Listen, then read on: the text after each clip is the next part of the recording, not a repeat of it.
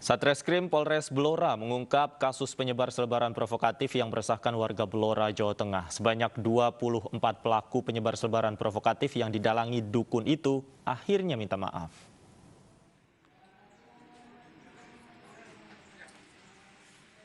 "24 pelaku penyebar selebaran provokatif ajakan penjarahan diamankan Satreskrim Polres Blora.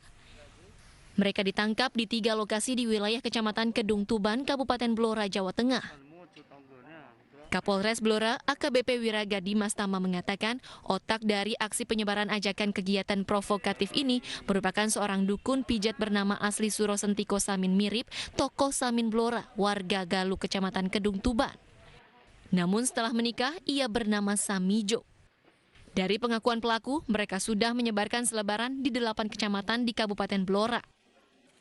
Samijo meyakini bahwa semua aset yang ada di Blora dan negara Indonesia adalah milik nenek moyang yang digunakan untuk rakyat atau negoro. Namun Samijo mengaku salah dan meminta maaf.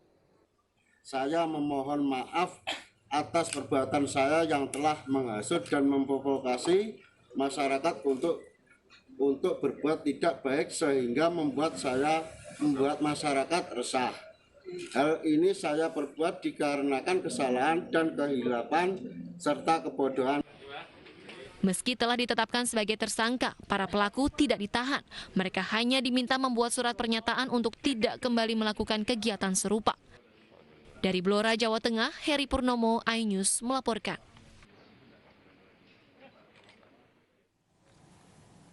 Dan untuk mengetahui informasi terkait penangkapan pelaku penyebar selebaran provokatif yang meresahkan warga di Blora, Jawa Tengah, sudah bergabung bersama kami Kapolres Blora, AKBP Wiraga Dimas Tama. Selamat sore Pak Wiraga. Baik, selamat sore Mas. Pak Wiraga, bisa dijelaskan sebenarnya apa motif tersangka melakukan atau menyebarkan selebaran provokatif itu Pak? Baik, terima kasih Mas.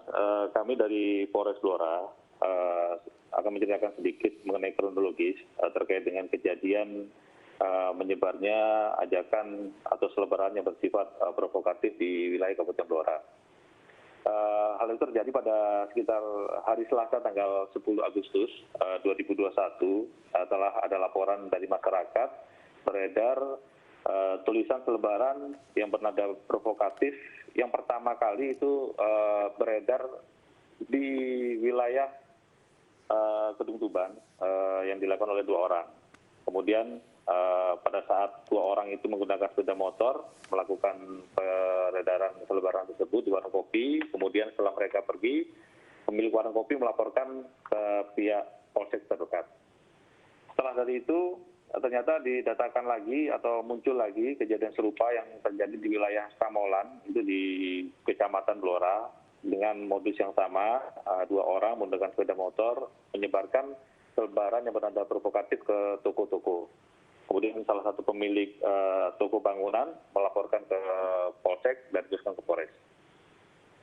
Dari hasil pemeriksaan kami, kemudian termasuk adanya rekaman CCTV, kami berhasil mengidentifikasi 2 pelaku utama. 2 pelaku utama yaitu atas nama Sopran dan Didi. Kemudian hasil pemeriksaan, kemudian penelusuran diketemukan mengarah kepada tokoh utama yaitu Samijo. Dan setelah pemeriksaan mendalam, kami berhasil mengamankan sebanyak 24 orang yang dapat kita amankan dan kita bawa ke Polres untuk dilakukan pemeriksaan. Untuk motif sendiri sebenarnya dari hasil pemeriksaan terhadap tokoh utama yaitu Samijo ini, motif utamanya adalah mereka mempunyai pemahaman yang salah atau tidak tepat terkait dengan sumber daya alam yang ada di wilayah Blora dan global di wilayah Indonesia. Mereka berpikir bahwa sumber daya alam tersebut merupakan milik nenek moyang mereka, yang akhirnya mereka bersepakat punya ide sesat untuk melakukan upaya-upaya provokasi pada masyarakat untuk ikut serta melakukan penjarahan yang rencana dilakukan pada tanggal hari Jumat besok, itu tanggal 15 Agustus. Ya.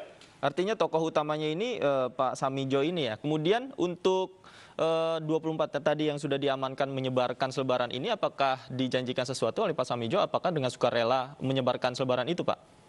Mereka laksanakan secara sukarela karena memang kelompok ini adalah kelompok komunitas para petani yang biasanya mereka bekerja sebagai petani, kemudian dari segi ekonomi itu mereka sudah cukup, mereka rata-rata memiliki ternak dan kendaraan, sehingga kalau dibilang dari kata miskin itu cukup jauh, ya. Jadi memang hasil pemeriksaan kami sekitar hari Senin, sehari sebelumnya, mereka sempat ngobrol-ngobrol di warung kopi. Kemudian tercetus ide itulah, mereka mencoba-coba, kemudian Mbah Samijo ini, yang tokoh utamanya itu kebetulan tidak bisa menulis. Ide dan pemikiran tersebut disampaikan ke rekannya atas nama Rohmat, kemudian ditulis tangan, mungkin bisa melihat dari bukti selebaran, tulisan tangan itu terlihat ditulis orang yang pendidikannya tidak tinggi. Ya. Jadi setelah itu muncul, langsung disebarkan begitu saja. Jadi ide-ide saat. Ya.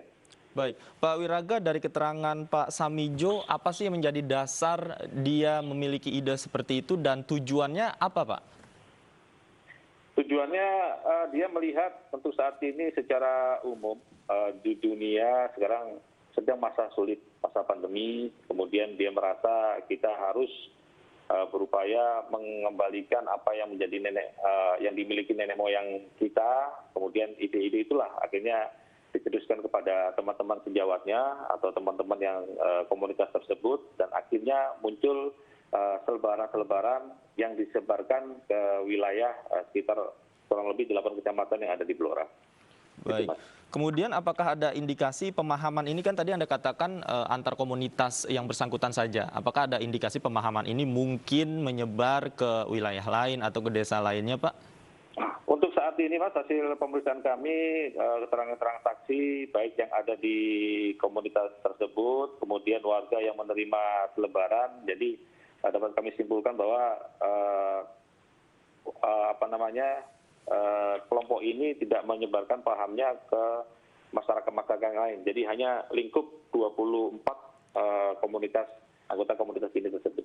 24 orang yang notabene mereka adalah petani ya, Pak. Ya. Kemudian ya, tadi betul, juga sudah ditetapkan sebagai tersangka namun tidak ditahan, Pak. Kemudian bagaimana pembinaan yang dilakukan kepada mereka nanti, Pak? Jadi mohon maaf, Pak, kami mengkoreksi. Jadi kita tidak menetapkan mereka sebagai tersangka karena belum ada tindak pidana yang dilakukan. Kemudian hasil komunikasi kami dengan Forkopimda, terutama Pak Bupati, karena merupakan warga kita, dan yang bersangkutan dari ke-24 orang ini mengaku juga salah, hilaf, akhirnya kita hanya melakukan pembinaan. Kita juga memberikan beberapa bantuan sembako kepada mereka dan keluarganya dan warga yang tinggal di sekitar. Kita berupaya menggalang mereka untuk sama-sama bekerja sama, bergotong royong untuk COVID-19 terutama di wilayah Blora ini dapat ditekan sehingga penyebaran tidak semakin banyak. Mungkin.